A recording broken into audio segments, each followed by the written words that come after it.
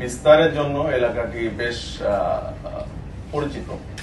তো এরই ধারাবাহিকতায় আমরা বিশেষ অভিযান নিয়মিতভাবে এখানে পরিচালনা করে আসছি। এর ধারাবাহিকতায় গতকাল আমাদের সম্মানিত পুলিশ কমিশনার স্যারের নির্দেশনায় আমার নেতৃত্বে প্রায় 120 জন আমাদের অফিসার ফোর্স, আমার এডিসি এসি সহ আমরা সেখানে অভিযান পরিচালনা করি এবং অভিযানটি বিকেল থেকে গভীর রাত পর্যন্ত আমরা সেখানে পরিচালনা করি। এই পরিচালনার ফলে আমরা সেখান থেকে বিভিন্ন অপরাধের সাথে জড়িত মাদক ব্যবসায়ী, মাদক বিক্রেতা, অস্ত্রের যোগানদাতা, ককটেল সংরক্ষণকারী সহ আমরা বিভিন্ন অপরাধে জড়িত আমরা 40 জনকে সেখান থেকে আটক করি এবং সেখানে আলামত হিসেবে আমরা তাদের কাছ থেকে 8টি ককটেল উদ্ধার করি, যেটি পরবর্তীতে আমাদের ঢাকা মেট্রোপলিটন পুলিশের বোম ডিসপোজাল ইউনিট সেটিকে ডিফিউজ করে। 2টি পেট্রোল বোমা উদ্ধার করা হয়, 6টি সামুরাই, 5টি হেলমেট, 3টি ছুরি, 11টি চোরাই মোবাইল ফোন এবং 500 গ্রাম হেরোইন আমরা তাদের কাছ থেকে উদ্ধার করি।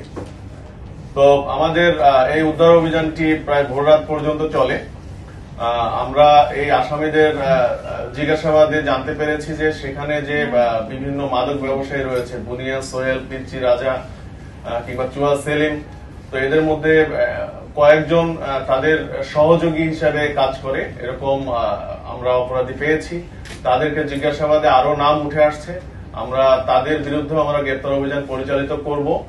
আমাদের এই মাদক এবং এই বিভিন্ন অপরাধে যারা জেনেভা ক্যাম্পে অপরাধ করে আসছে তাদের বিরুদ্ধে আমাদের এই ধরনের অভিযান আগামীতে অব্যাহত থাকবে এবং আমরা মনে করি যে জেনেভা ক্যাম্পে যে বিভিন্ন সময় যে আনরেস্ট পরিস্থিতি তৈরি হয়, এই পরিস্থিতি যেন ভবিষ্যতে না ঘটে সেটির জন্য ঢাকা মেট্রোপলিটন পুলিশ সদা তৎপর থাকবে এবং আমরা বিশ্বাস করি যে আপনারাও আমাদের পাশে থাকবেন।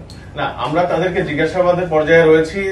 তারা আমাদের অনেক তথ্যই দিয়েছে যেগুলো আমাদের পরবর্তী অভিযানের স্বার্থে আমরা এখানে রিভিল করতে চাচ্ছি। আমাদের একটা জিনিস জানা উচিত যে মাদক হচ্ছে সবসময় আমরা নিয়ন্ত্রণ করতে পারি, একবার নির্মূল করা কিন্তু সম্ভব না। মাদক ব্যবসা বলেন, মাদক যারা সেবী, এদেরকে কিন্তু আমরা বিভিন্ন অভিযানের দ্বারা বিভিন্ন ভাবে কিন্তু আমরা তাদেরকে একটা নিয়ন্ত্রণে রাখি, কিন্তু নির্মূল করাটা আসলে আমার মনে হয় যে আগেও যেভাবে ঘটে নেই, আমরাও চেষ্টা করে যাচ্ছি। হয়তো এটা আমরা কাঙ্ক্ষিত পর্যায়ে হয়তো পৌঁছে যাব, কিন্তু এটি আমরা নিয়ন্ত্রণে রাখার জন্য সর্বোচ্চ চেষ্টা করব। পুলিশ হচ্ছে ক্রিমিনাল জাস্টিস সিস্টেমের একটি পার্ট।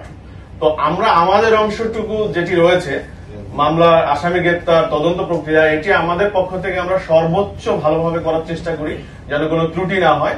তো বাকি যে অংশটুকু বললেন সেই অংশটুকুতে আমাদের কোনো হাত নেই, সেটি অন্য সংস্থা করে। তো আমার মনে হয় যে সে প্রসঙ্গে আমাদের কোনো মন্তব্য না করাই সমীচীন। না, আমাদের কাছে অভিযোগ যদি আসে তাহলে অবশ্যই সেটি আমরা আমলে নেব এবং সেখানে যার নামই থাকুক না কেন, সেটি লেদু হাসান হতে পারে কিংবা অন্য হাসান হতে পারে, আমরা তাদের বিরুদ্ধে ব্যবস্থা নেব। না, আমরা দায়িত্ব নেওয়ার পরে যেটা দেখেছি যে গত 5 আগস্ট পরবর্তী সময়ে যে অপরাধের একটি চরম আকারে একটা বিস্ফোরণ ঘটেছিল আর কি। তো অপরাধীরা যারা বাইরে ছিল তারাও চলে এসেছিল এবং তারপরে অনেক অপরাধ সেখানে ঘটেছে।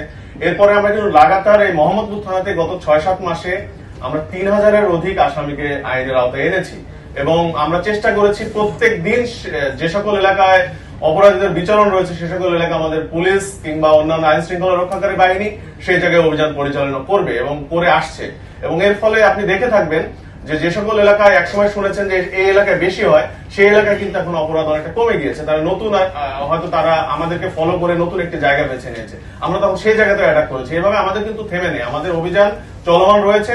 আশা করি যে আস্তে আস্তে হয়তো পরিস্থিতি আরো ভালো অবস্থায় আসবে।